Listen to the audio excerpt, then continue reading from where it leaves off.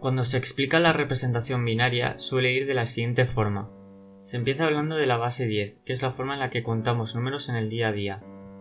Se dice que se llama base 10 porque usamos 10 símbolos para representar los números, desde el 0 hasta el 9. Se pone un ejemplo, como el número 247, y se dice que el primer dígito por la derecha representa las unidades, es decir, la cantidad de unos, el segundo número las decenas, la cantidad de dieces, y el tercero las centenas, la cantidad de cientos. Si hubieran más dígitos, el siguiente representaría la cantidad de miles, etc. Es decir, las potencias de 10. Por lo que el número 247 en base 10 es 2 por 100 más 4 por 10 más 7 por 1. Luego se habla de la base 2. En base 2 tenemos pues dos símbolos para representar los números, el 0 y el 1.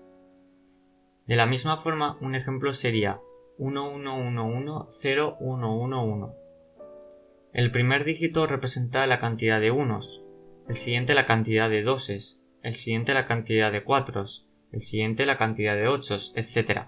Hasta el último dígito que representa la cantidad de 128 que tenemos, las potencias de 2. Y el número es 1 por 128 más 1 por 64 más 1 por 32 más 1 por 16 más 0 por 8 más 1 por 4 más 1 por 2 más 1 por 1, que resulta ser 247. Un apunte de nomenclatura. Cada dígito lo llamamos bit y cada grupo de 8 bits lo llamamos byte. Como vemos, el mismo número representado en dos bases distintas no se parecen nada a simple vista, pero realmente representan la misma cantidad matemática. Además, vemos que en base 2 la escritura del número es mucho más larga, teniendo 8 dígitos frente a 3 en base 10. Una base con más símbolos es más compleja, pero permite escribir números grandes en menos espacio. Fijaos también que cuando analizamos base 2 pasamos el resultado a base 10 y que hemos escrito los números 128, 64, etc. en base 10. Esto es únicamente por costumbre y para tener una mejor intuición. No hay nada que haga la base 10 más especial o más importante sobre las demás. Todas las bases tienen la misma capacidad de expresión.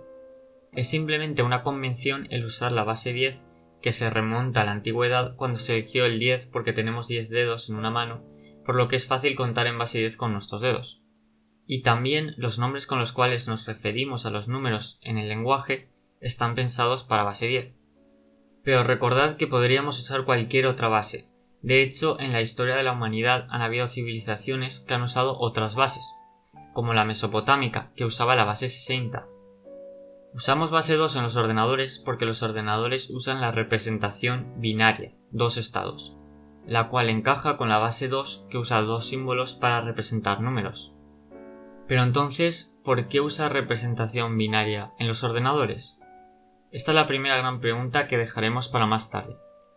La segunda gran pregunta es, ¿los unos y los ceros en el ordenador solo representan números en base 2?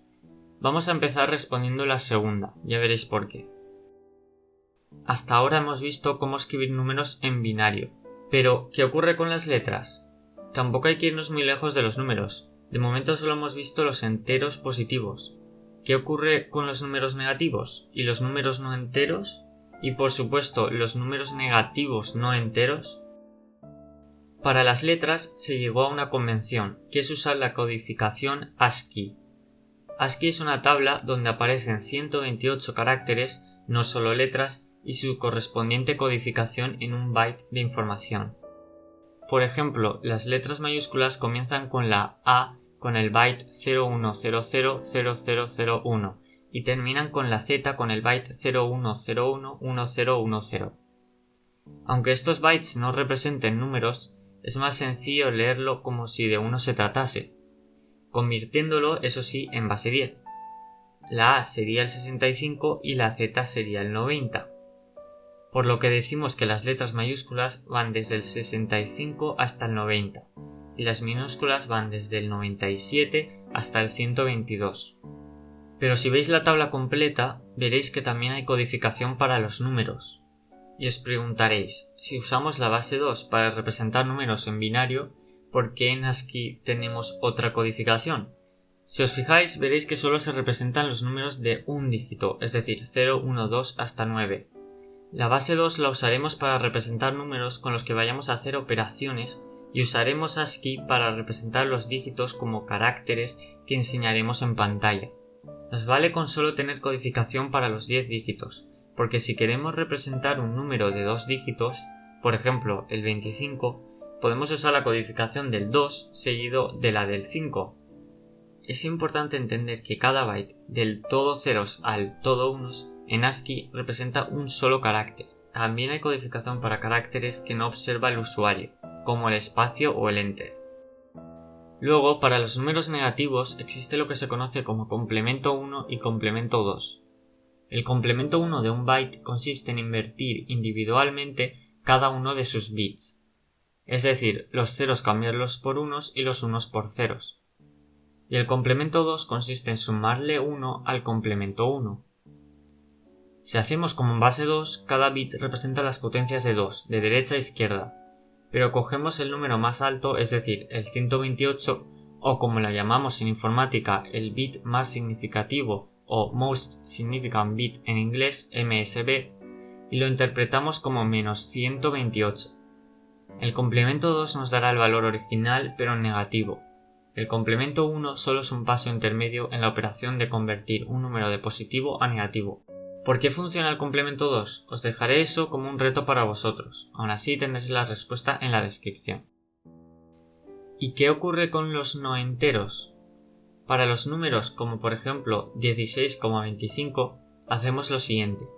Al igual que hacemos en base 10, extrapolamos la idea de que de derecha a izquierda los dígitos representan las potencias de 2, en este caso, en ascendiente, y decimos que desde el primer bit hacia la otra dirección representan las potencias de 2 descendientes, por lo que los interpretamos como 2 a la menos 1, 2 a la menos 2, etc., que básicamente son los recíprocos de las potencias positivas de 2, es decir, un medio, un cuarto, o lo que es lo mismo 0,5, 0,25.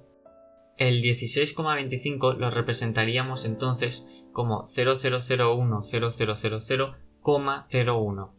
Ahora, ¿cómo sabemos dónde está la coma? Pues lo que hacemos es poner la coma siempre en el mismo sitio, después del primer bit. Pero claro, de esa forma no podríamos representar cualquier número. Este, por ejemplo, lo representaríamos como 0,0001000001, lo cual es incorrecto. Lo que tenemos por ahora es lo que llamamos la mantisa, y luego también necesitamos darle la información de dónde se encuentra la coma, lo que llamamos el exponente. ¿Por qué exponente?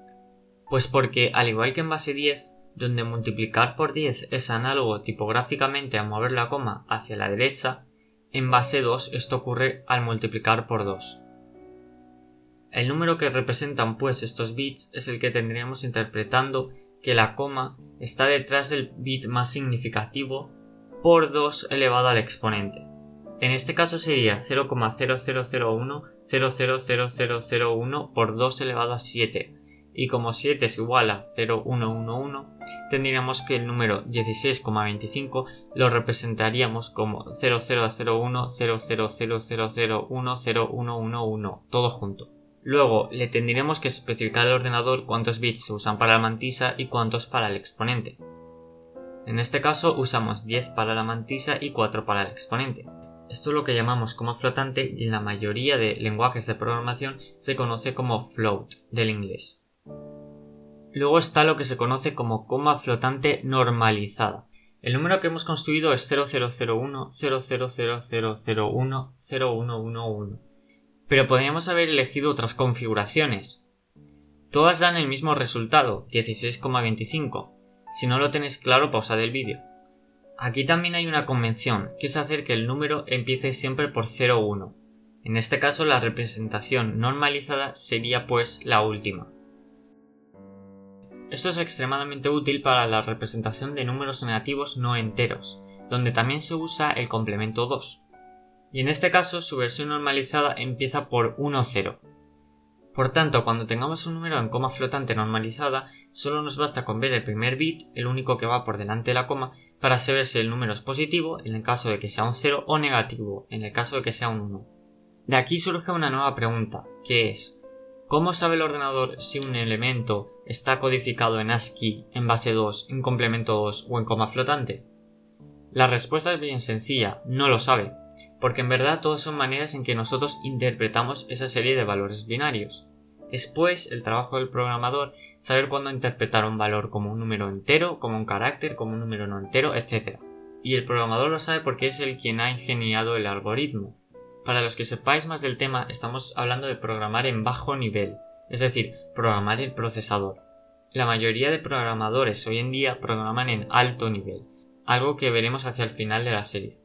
Pero volviendo al tema del vídeo de hoy, es importante saber que si el programador, por error, le dicta al ordenador que sume 4 más el valor ASCII de la letra B, el ordenador lo hará y devolverá el valor 01000110, que si lo interpretamos como número entero en base 10 es 70. Pero no solemos hacer esto porque no nos ayudará a resolver nuestro problema. Una vez contestada la segunda gran pregunta, es hora de volver a la primera. Como he adelantado antes, ¿por qué usar la representación binaria? Puedo daros una razón práctica, y es que, en realidad, en un ordenador que funciona con circuitos electrónicos, los unos representan aproximadamente 5 voltios y los ceros aproximadamente 0 voltios. Las señales pues se conforman de 5 voltios y 0 voltios, pero es físicamente imposible mantener una señal de exactamente 5 o 0 voltios todo el tiempo. Se añade por encima a la señal lo que conocemos como ruido. Sin embargo, al ser discreta la señal, es decir, al poder tomar solo uno de dos valores, podemos identificar fácilmente la señal original. Por ejemplo, si nos llega una señal de 4,7 voltios, podemos intuir que la señal original era de 5, mientras que si es de 0,2 voltios, intuimos que la original era de 0. Este proceso se llama reconstrucción de la señal.